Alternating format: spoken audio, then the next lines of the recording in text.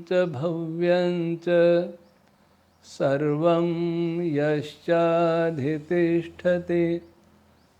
स्वर्यस्य च केवलं तस्मै ज्येष्ठाय ब्रह्मणे नमः। प्यारे देशवासियों, आज दीपावली का दिन है। इसका प्राचीन नाम शारदीय नवसषष्ठी है। शरद ऋतु में होने वाले अन्न से होने वाला यज्ञ। दुर्भाग्य से इस बार मौसम ने प्रायः फसलों को नष्ट कर दिया है। ये बहुत दुख की बात है। इसके साथ ही दूसरा दिन है महर्षि दयानंद निर्वाण दिवस। नवसषष्ठी के अवसर पर इतना अवश्य कहना चाहूँगा, निवेदन करना चाहूँगा कि बारूद जला करके, पटाखे चला करके इस वायु को और विषैला न करें, क्योंकि वायुमंडल, नभोमंडल सबके प्रदूषण से ही ये अकाल जैसी स्थिति हो रही है। वर्षा से जो इस बार हानि हुई अभूतपूर्व है। इतने बादल फटे तो अपने हाथों से, अपने पैसों में आग लगा के अपने ही वायु को जहरीला न बनाएं, उसके स्थान पर यज्ञ करें, घी के तेल के दीपक जलाएं, अधिक अच्छा रहेगा। ऋषि निर्वाण दिवस, आर्य समाज इस दिन को महर्षि दयानंद निर्वाण दिवस के रूप में भी मनाता है। और इसी उपलक्ष्य में और आर्य समाज के 150वें वर्ष पूर्ण होने पर दिल्ली में सार्वदेशिक आर्य प्रतिनिधि सभा की ओर से अंतर्राष्ट्रीय आर्य महासम्मेलन का भी आयोजन किया जा रहा है, आगामी 30-31 अक्टूबर और 1-2 नवंबर को। आज के दिन ऋषि दयानंद इस संसार को छोड़ करके प्रस्थान कर गए थे। उनको संसार छोड़ने जैसा शरीर नहीं था, शरीर बहुत बलवान था, परंतु अनेक षड्यंत्रों जिसके बारे में भी आर्य समाज भी नहीं जानता कि कैसे असुरों ने किस प्रकार के षड्यंत्र रचे, और केवल एक वैश्या को ही दोषी मान करके और हम शांत बैठ गए और एक घटना का बहुत सरलीकरण कर दिया। पता नहीं क्यों आर्य समाज ने अनुसंधान में कभी रुचि दर्शाई ही नहीं। चाहे कोई घटना हो, चाहे वेद हो, चाहे कुछ भी हो, सरल लगा उसे स्वीकार कर लिया। और ये हमें सरल लगा, एक वैश्या ने विष दे दिया और वैश्या और ऋषि दयानंद का देहांत हो गया। इससे ज़्यादा हमने सोचा ही नहीं, बुद्धि पर बल दिया ही नहीं, उनके ग्रंथों को पढ़ा ही नहीं कि वे किन विचारों के थे और उन विचारों के कारण कौन कौन उनके शत्रु हो सकते थे। इस पर हमने गंभीरता से मंथन नहीं किया। तो आज हम ऋषि दयानंद को याद करें। और याद करने की बातें अपने देश में बहुत होती हैं, पुण्य दिवस, जयंती और न जाने क्या क्या, परंतु प्रेरणा नहीं लेते। ऋषि दयानंद के जीवन को देखें और उनके उपकारों को देखें तो विषय बहुत लंबा हो जाएगा। हम केवल उनके उपकारों पर चर्चा करेंगे। उनका सबसे पहला उपकार कोई है तो वेद है। क्या, कैसे? वेद उद्धार का कार्य उन्होंने किया हजारों वर्षों पश्चात। जब से वैदिक ऋषियों का युग समाप्त हुआ और वेदों के नाम पर नाना प्रकार के दोष आ गए, मिथ्या भाष्य भी हुए, ब्राह्मण ग्रंथों के मिथ्या भाष्य हुए, मिथ्या कल्पित ग्रंथ ऋषियों के नाम से लिखे गए। उस समय वेदार्थ की एक प्रक्रिया को बतलाना बड़े साहस और बुद्धि का काम था, जो ऋषि दयानंद ने किया, परंपरा से हटके किया। इसलिए परंपरावादियों ने उनको कभी स्वीकार नहीं किया। और जब वो भाष्य करने बैठे तो उन्होंने लिखा कि मेरा यह भाष्य भूमंडल में सूर्य जैसा प्रकाश करेगा, जिसको मैटने और ढांपने का सामर्थ्य किसी का न होगा। अर्थात उनके मन में ये विचार था उनके मन में एक मानचित्र था कि मैं इस प्रकार से वेद का भाष्य करूंगा तो ऐसा प्रकाश हो जाएगा जो सारे संसार को आलोकित करेगा। सारा संसार किस प्रकार से आगे बढ़ रहा था, यूरोप किस प्रकार से आगे बढ़ रहा था, उनका विज्ञान किस प्रकार से आगे बढ़ रहा था, उस समय हालांकि बहुत कम था लेकिन फिर भी एक दिशा तो थी। उनके विज्ञान को मानते भी थे, इसलिए तो जर्मनी के प्रोफेसर जीवाइज के पास पत्र भेजा था। वो चाहते थे भारत के युवक जर्मनी में जाकर के शिल्पकला अर्थात इंजीनियर की शिक्षा लें। इसका अर्थ वे जानते तो थे कि वहाँ पश्चिम में विज्ञान टेक्नोलॉजी का विकास हो रहा है। इसके होते हुए भी उनका ये लिखना कि भूमंडल में सूर्य जैसा प्रकाश हो जाएगा, इसका अर्थ है कि उनके मन में कल्पना थी कि मेरा भाष्य होगा तो ऐसी बहुत सी बातें होंगी जो पश्चिम को नतमस्तक होना पड़ेगा, और इतना होना पड़ेगा कि वो उनका विज्ञान भले कितना ही विकसित हो जाए इस वेद से पीछे ही रहेगा, क्योंकि वेद ईश्वर की वाणी है। सत्य विद्याओं की पुस्तक कहना जो कभी भगवान मनु ने कहा था और ऋषियों ने कहा था, इस साधारण बात नहीं थी। ऋषि महर्षि ब्रह्मा से लेकर जैमिनी पर्यंत ऋषियों की परंपरा थी, ऋषि परंपरा थी, उसके एक सबसे बड़े प्रवक्ता के रूप में उभरे थे, स्वयं ऋषि थे। लेकिन दुर्भाग्य से उनका वेदभाष्य ऐसा नहीं कर पाया क्योंकि उन्हें समय नहीं मिला और उन्होंने सांकेतिक वेदभाष्य किया। इस प्रकार का दावा करके फिर वेदभाष्य पूरा नहीं कर पाए। इसका कारण यही है कि उन्हें आभास हो गया कि उन्हें शायद बहुत दिन तक नहीं जीना है। इसलिए प्रारंभिक मंत्र हैं, ऋग्वेद का मंत्र प्रारंभ किया, वो विस्तृत था, वो धीरे धीरे कम होता चला गया। क्यों हुआ? क्या उनको वेदभाष्य नहीं आता था? आता था, परंतु उन्हें अनुभव हो गया कि अधिक दिन शरीर चलेगा नहीं, इसलिए संक्षिप्त किया, सांकेतिक किया। सोचा आगे आने वाली पीढ़ी समझ लेगी। दुर्भाग्य से हमने इस ओर कोई ध्यान नहीं। ऋग्वेदादि भाष्य भूमिका में जो दावे हैं और सूर्य जैसा प्रकाश होने का जो दावा है उस पर हमने कोई विचार नहीं किया, और हमने ऋषि दयानंद के वेद भाष्य को पढ़ना भी उचित नहीं समझा, इसलिए कहीं पढ़ाया नहीं जाता वेदभाष्य। थोड़ा बहुत पढ़ाया जाता है, पूरा वेदभाष्य उनका नहीं पढ़ाया जाता जितना वो कर पाए। ऋग्वेदादि भाष्य उनका भी कहीं कहीं पढ़ाई जाती होगी। तो आज हम देखते हैं कि जिन बातों से व्यथित होकर के उन्होंने वेदभाष्य प्रारंभ किया था, क्योंकि वेदों के नाम पर, ब्राह्मण ग्रंथों के नाम पर, निरुक्त के नाम पर, मनुस्मृति के नाम पर पशु बलि हो रही थी, नर बलि भी हो रही थी, मांसाहार भी हो रहा था, अश्लीलता भी फैल रही थी, और नारी व शूद्र वर्ग का शोषण हो रहा था। इतने सारे पाप हो रहे थे, वे कैसे स्वीकार करते?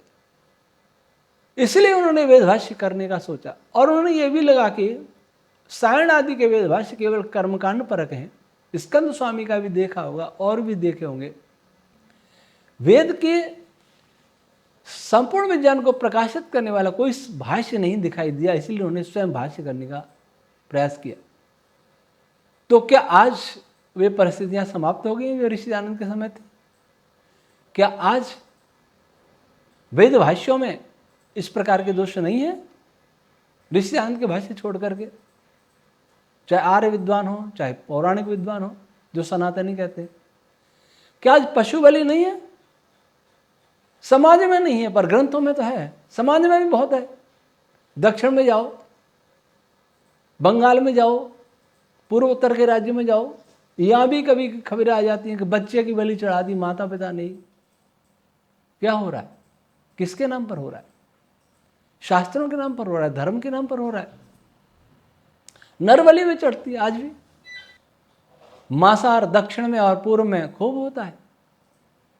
चोटी रखे, यज्ञोपवीत लिए, तिलक लगाए, अपने को ब्राह्मण कहने वाले मांस खाते हैं, धर्म के नाम पर खाते हैं। तो आज भी तो पाप है। नारी और शूद्र के प्रति जो भेदभाव था वो कानून के रहते दूर हो गया और आर्य समाज ने भी मिटाया। परंतु बहुत सारे शास्त्रों में तो आज भी हैं।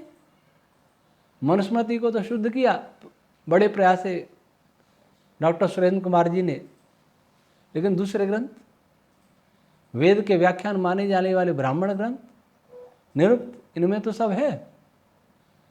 उस पर भी आर्य समाज का मौन बैठ जाना, विद्वानों का मौन बैठ जाना कितने लज्जा की बात है।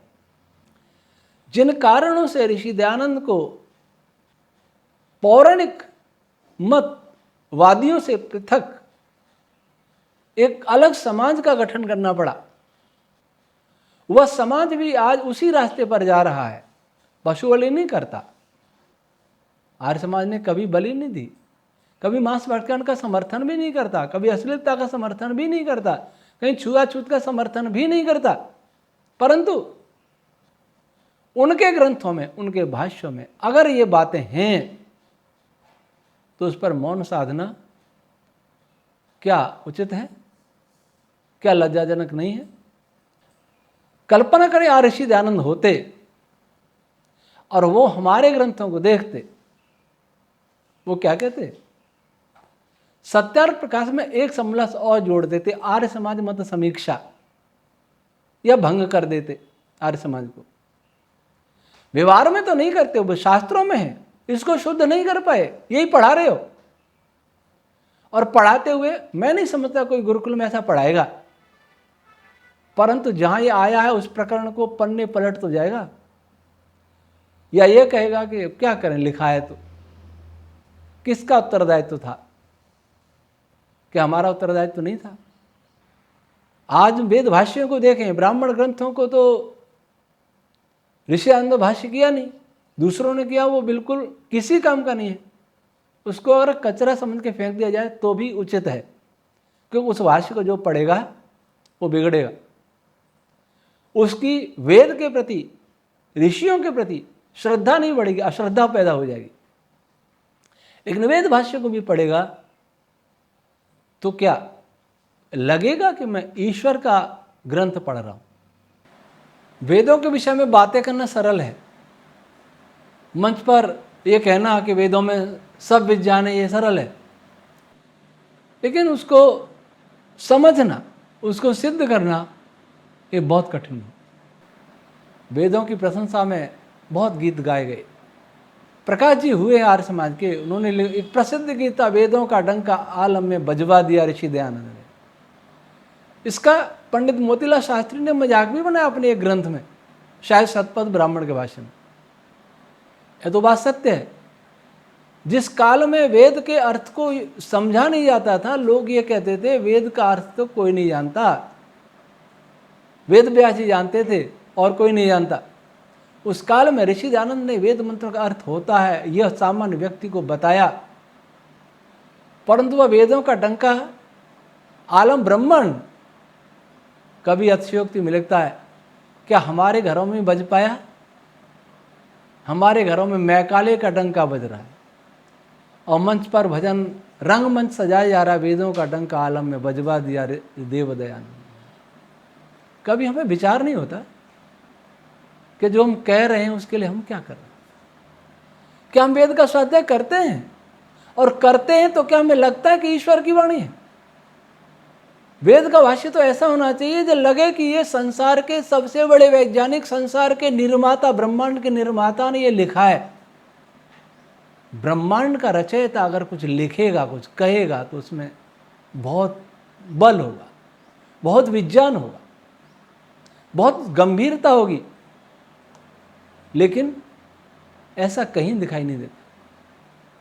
हमारा कार्य था, विद्वान का कार्य था, ऋषि दयानंद के बाद स्वराज्य के लिए काम करने वाले अलग टीम हो और वेद पर काम करने वाले अलग होते, अनुसंधान करने वाले अलग होते, और ऋषि दयानंद जो नहीं कर पाए उससे आगे जाके करते। ऋषि दयानंद संकेत दे गए, उन संकेतों पर आगे जाके काम करते।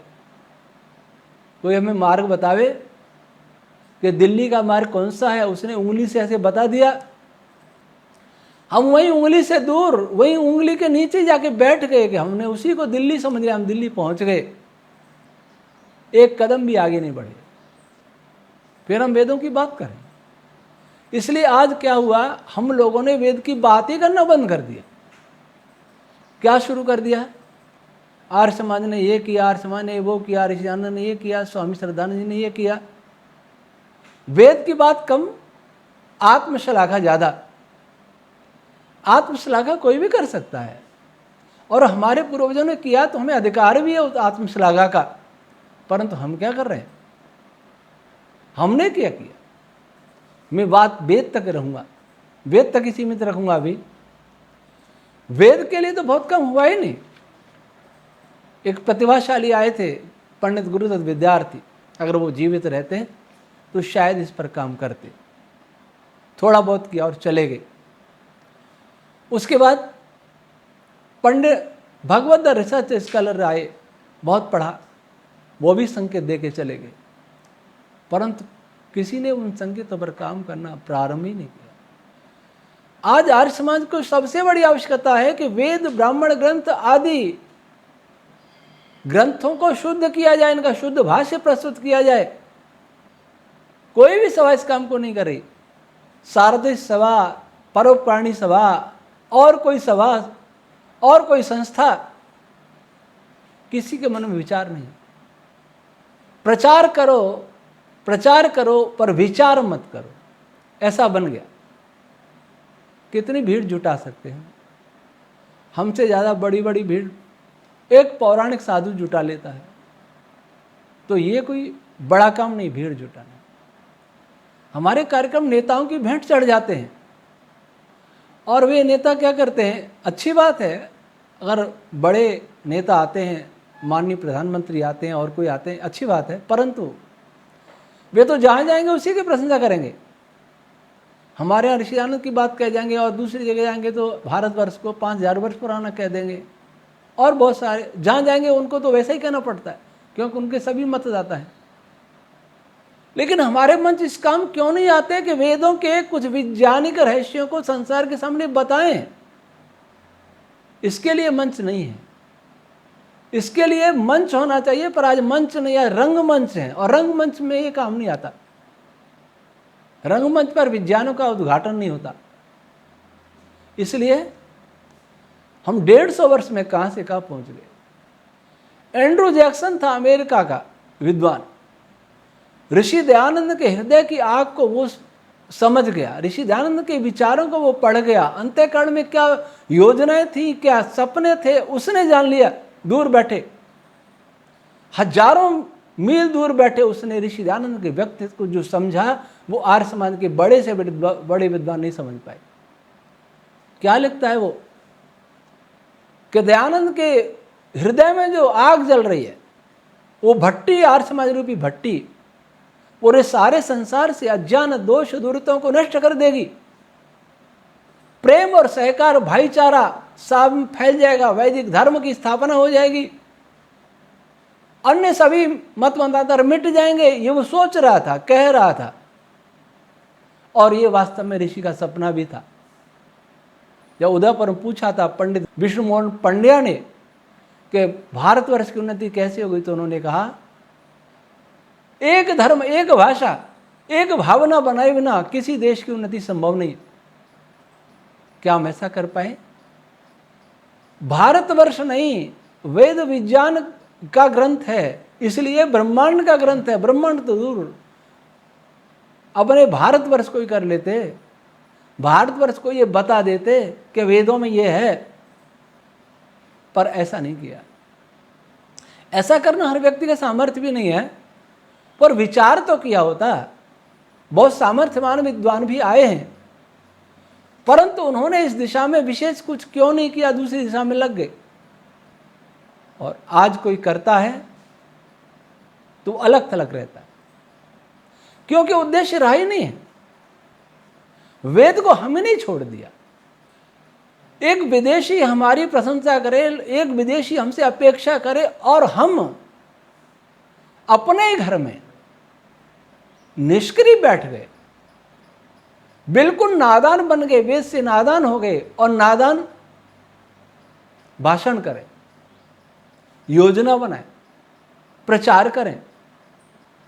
संघ से सीखो, 100 वर्ष पूरे हैं, आगे की योजना उन्होंने तय कर ली, आगे 100 वर्ष में क्या करना है।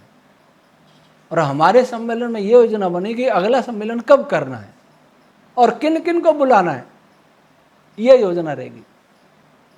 200वीं जयंती मनाई थी ऋषि दयानंद जी की, 200 वानप्रस्थी बनेंगे, 200 सन्यासी बनेंगे, क्या हो रहा है सब। 200वीं जयंती बनाए और ऋषि दयानंद का हृदय पढ़ न पाए 200 वर्ष में भी, इससे ज़्यादा लज्जा और दुख की बात क्या हो सकती है। इसलिए आज ऋषि निर्वाण दिवस के दिन हमें आत्मनिरीक्षण करना है और ये अनुभव करना है कि हमारे सामने वह महापुरुष घायल पड़ा हुआ है, विष के प्रभाव से शरीर में छाले फूट रहे हैं, अंदर भी और बाहर भी। उंगली रखने तक का कोई स्थान नहीं था जहां घाव नहीं था, और अंतिम प्रयाण के लिए तैयार हो रहा है वो महापुरुष, और हमें कह रहा है कि मैंने जिस काम को आगे बढ़ाया था, वेद के काम को, उसको आगे चलाते रहना। क्या हम उस दिशा में कुछ करेंगे? आज के दिन कुछ सोचेंगे, विचार करेंगे कि गीत गाते रहेंगे? पौराणिक गीत गाता है, श्री राम जय जय राम, श्री राम जय जय राम। वे हमारे भी हैं, श्री राम हमारे में, जय राम जय श्री राम, सिया राम हमारे भी हैं, श्री कृष्ण हमारे भी हैं, महादेव हमारे भी हैं। वो भी गीत गाए, हम भी गीत गाएं, काम कुछ भी न करें। क्या परमात्मा हमें क्षमा करेगा? ये झूठ का आचरण हम कर रहे हैं। झूठ क्या होता है? मैं बोल रहा हूं उसे मैं जानता ही नहीं हूं, ये झूठ है। मैं कह रहा हूं वेदों में सब विद्या है और मैं खुद नहीं जानता, हृदय से विश्वास नहीं, इसलिए अपने बच्चों को अंग्रेजी स्कूल में पढ़ाता हूं, ये झूठ हुआ। और वास्तव में मैं बोल रहा था, वो मेरे हृदय की वाणी होती, अंतःकरण की वाणी होती, आत्मा की वाणी होती, तो मैं भी उसे पढ़ करके समझ गया होता, तब बोल पाता। पढ़ा नहीं, समझा नहीं। वेद भेंट भी करते हैं, वेद भाष्य, अंग्रेजी ट्रांसलेशन भी भेंट करेंगे, न तो पढ़ा उसमें क्या लिखा है। हिंदी में ही गड़बड़ है, अंग्रेजी वाले ने कौन सा बढ़िया किया होगा, उसने और बिगाड़ा होगा। जैसा समझा वैसा अंग्रेजी ट्रांसलेशन कर दिया। कितनी भाषाओं में कर लो, 70 प्रकार, कितनी भाषाओं में, कितनों ने पढ़ा है कि उनमें है कि लिखा क्या है। ये हिंदी में उसी में झगड़ा है कि ये सही है कि ये सही है। फिर दूसरी भाषा में किसने देखा कि किसने कैसा ट्रांसलेट किया है, क्या संदेश जा रहा है संसार में सत्यार्थ प्रकाश का, क्या वेद का संदेश जा रहा है, किसको पता है। परंतु सभाओं का ही काम नहीं, फिर किसके लिए सभा है? क्या करेंगे हम? मैं समझता हूं कि आज ये जैसा भी सम्मेलन करें, ये तो विचार करें कि अब हमें कैसे करना है, ऋषि दयानंद के विचारों को कैसे समझना है, वेद को अपने हृदय में कैसे बिठाना है, वेद पठन पाठन का जो उन्होंने परम धर्म बताया था ऋषि दयानंद ने, उसको कैसे अपनाना है। महर्षि व्यास जी ने कहा, धर्म एवं हतो हन्ति धर्मो रक्षति रक्षिता। जब हम धर्म को नष्ट कर देते, धर्म हमें नष्ट कर देता है, और धर्म की रक्षा करते, धर्म हमारी रक्षा करता है। आज हमने इस परम धर्म को ही नष्ट कर दिया, वेद पढ़ना पढ़ाना, तो क्या हम बच जाएंगे? कैसा था उस समय आर्य समाज, आज क्या है? हमारे पूर्वज ने कितने क्रांतिकारी काम किए, आज कौन पूछता है क्या हो रहा है हमारा काम? आज केवल वेद विषय पर ही हम सोचते हैं। वेद अगर ठीक हो गया, वेद के भाष्य ठीक हो गए, ब्राह्मण ग्रंथों के भाष्य ठीक हो गए, उनका प्रचार हो गया, आधुनिक विज्ञान को हमने एक नई चेतना दी, नई दिशा दे दी, तो ऋषि दयानंद को श्रद्धांजलि देना हमारा सत्य है, सफल है। नहीं तो हम केवल अभिनय कर रहे हैं, और अभिनय करना पाप होता है, महापुरुष का अभिनय करना। ऋषि दयानंद अभिनय के विरोधी थे, कहते थे महापुरुषों को नचाते हो, हम भी तो यही कर रहे हैं, मंचों पर नाचते भी हैं बच्चे बच्चियां, सांस्कृतिक संध्या के नाम पर, सांस्कृतिक कार्यक्रम के नाम पर, सारी मर्यादा तोड़ दी हैं। पर इतना समझ लें आज कि हम वेद के लिए कुछ करेंगे, पढ़ेंगे, पढ़ने से अगर ये लगता है कि वेद ईश्वरी नहीं है, तो विद्वानों से पूछेंगे कि क्या इसको ईश्वरी मान लें। हर मंत्र में प्रार्थना, हर मंत्र में प्रार्थना। अरे वो प्रार्थना करने के लिए मैं वेद ज्ञान दिया था कि तुम मेरी प्रार्थना नहीं करते रहो, हर मंत्र में प्रार्थना, और कोई अर्थ होता नहीं क्या? विचार नहीं विचारा। प्रार्थना की जा रही है, कौन कर रहा है प्रार्थना? सिखा रहा है, यही सिखाएगा प्रार्थना करते रहो मेरी, और कुछ नहीं सिखाएगा। सृष्टि बना दी, सृष्टि का ज्ञान नहीं देगा, व्यवहार का ज्ञान नहीं देगा, आध्यात्मिक ज्ञान नहीं देगा। विचारें, आत्मनिरीक्षण करें।